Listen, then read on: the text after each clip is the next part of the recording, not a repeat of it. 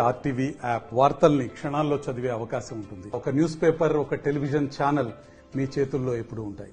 కరీంనగర్ లోక్సభ ఎన్నికలకు సంబంధించినటువంటి ఏర్పాట్లు పూర్తయ్యాయి. డిస్ట్రిబ్యూషన్ సెంటర్ లో ఉన్నాం. కొద్దిసేపటి క్రితమే ఇతర పార్టీలకు చెందినటువంటి నేతలందరూ కూడా స్ట్రాంగ్ రూమ్ లో పరిశీలించారు ఎలక్ట్రానిక్ ఓటింగ్ మెషిన్స్, వివిప్యాట్లని. దీనికి సంబంధించి ఎన్నికలకు సంబంధించినటువంటి ఏర్పాట్లు ఎట్లా ఉన్నాయి మనతో మాట్లాడడానికి అసిస్టెంట్ రిటర్నింగ్ ఆఫీసర్ ఉన్నారు. సార్ మహేష్ సార్, చెప్పండి ఎట్లాంటి ఏర్పాట్లు చేయడం జరిగింది? ఎందుకంటే చాలా హాట్ సమ్మర్ ఉంది, 45 నుంచి 47 డిగ్రీల టెంపరేచర్ ఇంక్రీజ్ అయినటువంటి పరిస్థితి ఉంది ఇప్పుడు. ప్రేక్షకులకు అలాగే ఓటర్లందరికీ కూడా శుభాకాంక్షలు తెలియజేస్తున్నాము. హాట్ సమ్మర్ అయినా అది ఎంత ఎండవేడిమైనా ఎలక్షన్స్ కాబట్టి ఎలక్షన్ కమిషన్ ఆదేశాల మేరకు సరి అయిన ఏర్పాటు చేస్తాము. ఎక్కడ కూడా ఇబ్బంది కాకుండా చేస్తున్నాం. కరీంనగర్ పార్లమెంటు పరిధిలో భాగంగా 26 కరీంనగర్ అసెంబ్లీ సెగ్మెంట్ లోపల 395 పోలింగ్ స్టేషన్లు ఉన్నాయి. ఈ 395 పోలింగ్ స్టేషన్లను 39 సెక్టర్లుగా డివైడ్ చేశాము. ఆ 39 మంది సెక్టర్ ఆఫీసర్ ఉంటారు, వాళ్లకు రిజర్వ్ సెక్టర్ ఆఫీసర్ ఉంటారు. ఈ రూట్ దాదాపుగా కరీంనగర్ సెగ్మెంట్లో దాదాపుగా ఒక 12 కిలోమీటర్లు 13 కిలోమీటర్ల లోపలే ఉంటుంది కాబట్టి అరగంట 40 నిమిషాల్లో తిరిగి రావడానికి కూడా వాళ్ళ రూట్ మొత్తం చెక్ చేసుకుని తిరిగి రావడానికి కూడా ఏర్పాటు చేశాము. అంటే ఈ పోలింగ్ ప్రక్రియ లోపల, రేపు జరిగే ఓటింగ్ ప్రక్రియ లోపల దాదాపుగా 3000 మంది పీఓస్, ఏపీఓస్, ఓపీఓస్ పాల్గొంటున్నారు. వీరికి అదనంగా సమస్యాత్మక గ్రామాల లోపల మనము సిఏపిఎఫ్ బలగాలను ఏర్పాటు చేశాము. అలాగే సీసీ కెమెరాలు, వెబ్ కెమెరాలు కూడా ఏర్పాటు చేశాము. కాబట్టి ఎలాంటి ప్రాబ్లం లేదు. ఎండవేడి మీద తట్టుకోవడానికి మనం ఏం చేస్తున్నామంటే, ఈవెన్ పోలింగ్ స్టేషన్లో పరిధి లోపల మున్సిపల్ కమిషనర్స్, ఎంపీడీఓల ఆధ్వర్యం లోపల కూలర్స్ ఏర్పాటు చేశాము, టెంట్ ఏర్పాటు చేశాము. వాళ్ళకి అక్కడ అన్ని రకాల ఫెసిలిటీ, వాళ్ళకి భోజన వసతి కూడా ఏర్పాటు చేశాము. కాబట్టి ఎలాంటి ప్రాబ్లం అనేది ఉండదు.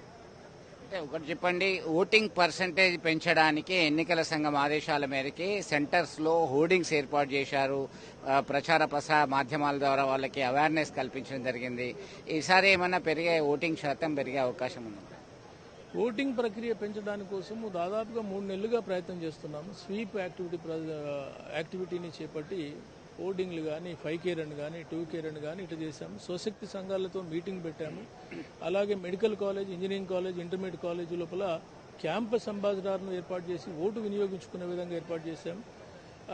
ఈవెన్ కళాజాతలు కూడా ఏర్పాటు చేసి వాళ్ళకు ఓటు ప్రక్రియ, ఓటు ఎలా వినియోగించుకోవాలి, ఓటు అనేది బలమైన ఆయుధం కాబట్టి ఎలా వినియోగించుకోవాలి కూడా శిక్షణ ఇవ్వడం జరిగింది.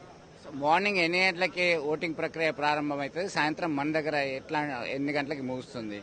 తర్వాత ఇటు డైరెక్ట్ గా స్ట్రాంగ్ రూమ్ కు తీసుకొస్తారా? ఈవీఎం ఎక్కడైనా అంటే ఎలక్షన్ కమిషన్ ఆదేశాల ప్రకారంగా ఇప్పుడు జరుగుతున్న ఎన్నికల్లో కూడా 7 గంటలకు స్టార్ట్ అవుతుంది. అంటే 5:30కి మాక్ పోల్ స్టార్ట్ అవుతుంది. మాక్ పోల్ ప్రక్రియ 7 గంటల వరకు ముగుస్తుంది. 7 గంటలకు రియల్ ఓటింగ్ స్టార్ట్ అవుతుంది. 6 గంటల వరకు ఈ ప్రక్రియ ముగుస్తుంది. ఒకవేళ 6 గంటలకు కూడా ఇంకా ఓటింగ్ ప్రక్రియలో ఇంకా జనం ఉన్నారు అనుకున్నట్లయితే మనము స్లిప్స్ ఇస్తాము. స్లిప్స్ ఇచ్చి వాళ్ళందరికీ ఓటు వినియోగించుకునే ఏర్పాటు చేశాము. ఆ తర్వాత అకౌంట్ ఫర్ టోటల్గా అన్ని అకౌంట్ అయిపోయిన తర్వాత అవి తిరుగు మార్గం లోపల ఎస్ఆర్ఆర్ కాలేజీలో గల స్ట్రాంగ్ రూమ్కు చేరుకుంటాయి. మొత్తం మీద ఈ దఫా ఓటింగ్ పర్సంటేజ్ పెంచడానికి అన్ని చర్యలు తీసుకున్నట్టు జరిగింది. మొత్తం మీద ఇబ్బంది కలగకుండా అన్ని ఏర్పాట్లు కూడా చేయడం జరిగింది. ఉదయం 5:30కి మాక్ పోలింగ్ జరుగుతుంది. 7 నుంచి 6 ఈవినింగ్ 6 వరకు కూడా పోలింగ్ ప్రక్రియ కొనసాగుతుంది. పోలింగ్ పర్సంటేజ్ ప్రశాంతంగా నిర్వహించడానికి అన్ని ఏర్పాట్లు చేశామని చెప్తున్నటువంటి పరిస్థితి చూస్తున్నాం. వీడియో సుమంత్తో కలిసి చంద్రశేఖర్, ఆర్టీవీ, కరీంనగర్ నుండి. మరిన్ని వీడియోస్ కోసం ఛానల్ ని సబ్స్క్రైబ్ చేయండి. లేటెస్ట్ అప్డేట్స్ కోసం వాట్సాప్ ఛానల్ ని ఫాలో చేయండి. అండ్ లింక్ డిస్క్రిప్షన్ లో ఉంది.